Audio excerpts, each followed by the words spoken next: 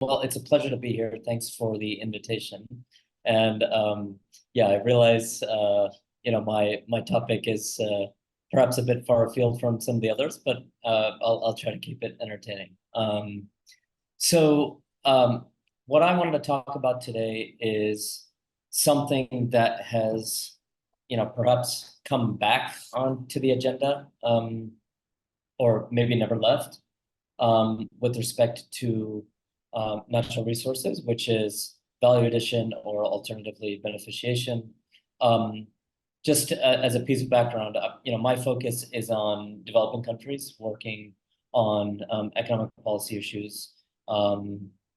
In Africa, I'm based in India now, and so this topic is really getting a lot of steam recently, in light of the critical minerals and green transition discussions that have been emerging in recent years. So from places like Indonesia to various Latin American countries to various African countries, all of which that may have substantial deposits of certain minerals or certain resources.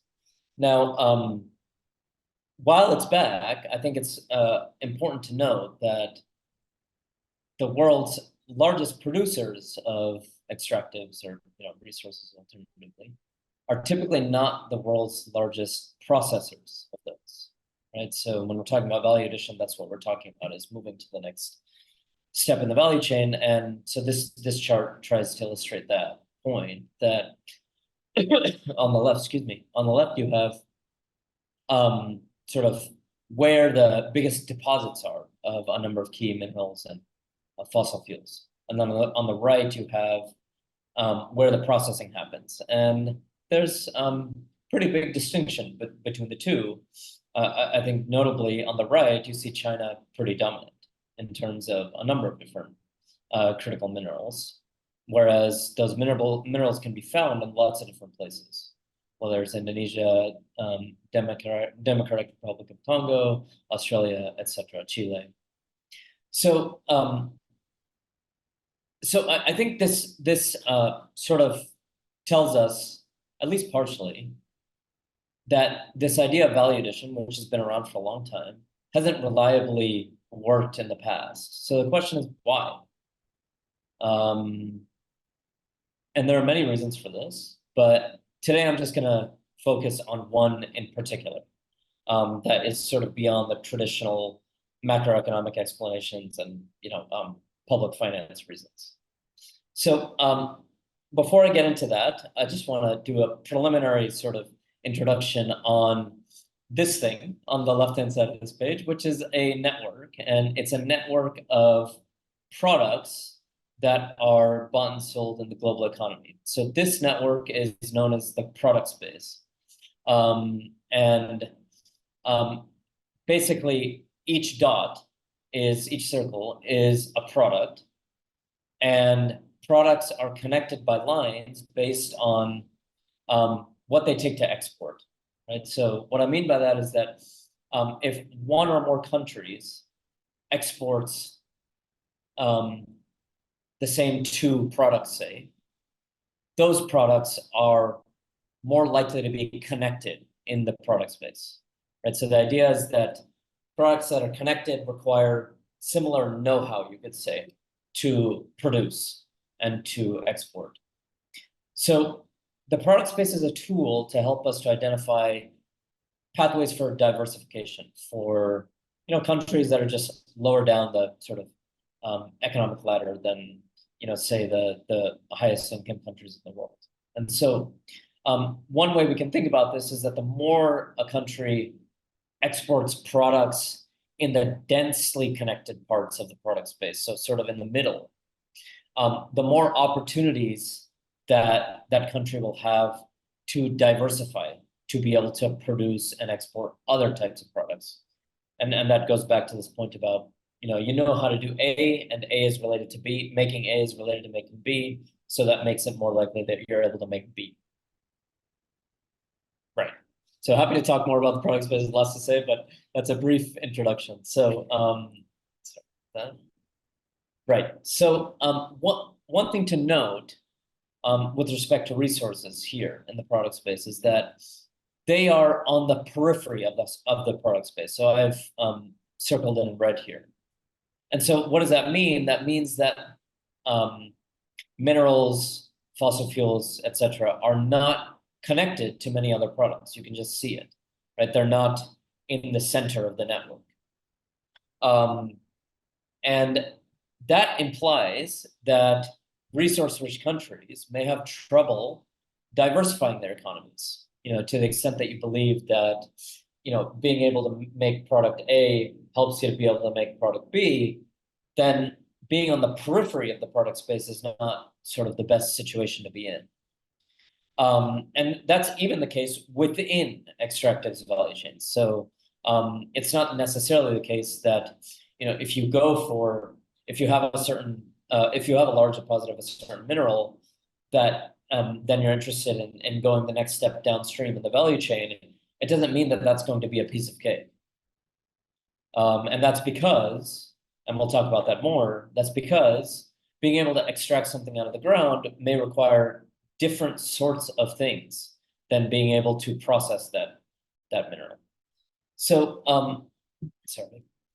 Right. So I think the point that one of the main points that I want to make is that focusing on value addition, if you're a resource-rich country, is perhaps unnecessarily narrow and historically unlikely, right? And the first point there is what I just said, which is that it's difficult. And we can see that just historically and empirically, that it is just not the case, that the biggest processors are always the ones that have the endowment of that mineral in their country. And that's because it requires different sets of capabilities, different things, maybe different types of infrastructure, different types of policy frameworks, different types of human capital. Now, some countries have done it. So you look at China, Chile, but many have not. So Zambia, DRC, even the US and Australia are not necessarily, as big players on the downstream sort of direct value addition side. And even the countries that have done it, so take Chile, for example, or even Finland, who have big forestry resources, they've grown richer by diversifying to other industries beyond just sort of what they have in their extractive value chains. The last point I want to make here is that another way to think about, your a country's place if they have if they are resource rich, is that we don't necessarily need to be focusing on the next step in the value chain downstream. We can be thinking further afield from that.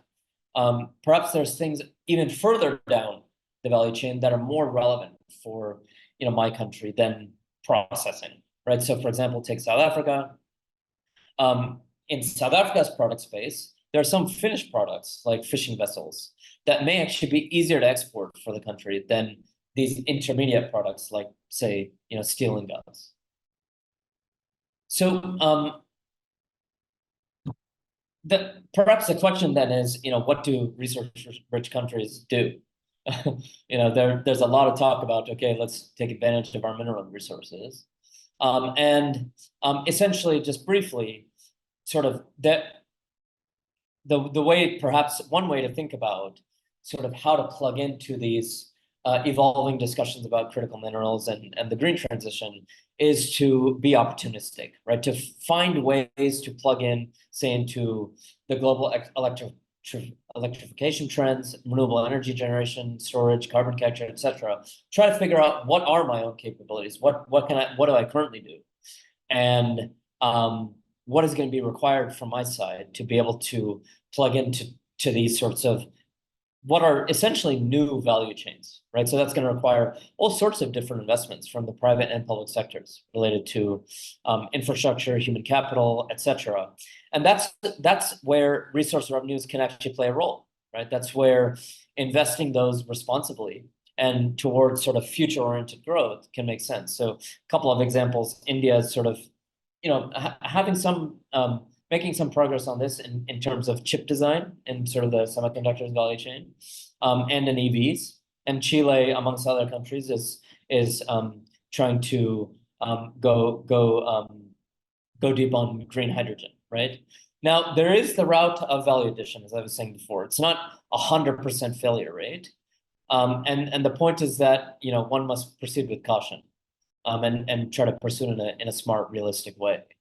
And importantly, for lots of countries that are resource rich, they're also just in an absolute level sort of relatively poor compared to a lot of other countries in the world. And so they may need to figure out how do we actually get the technology, the capital, the human capital into our country so that we can actually do this, rather than our past attempts, which have mainly been words and little action.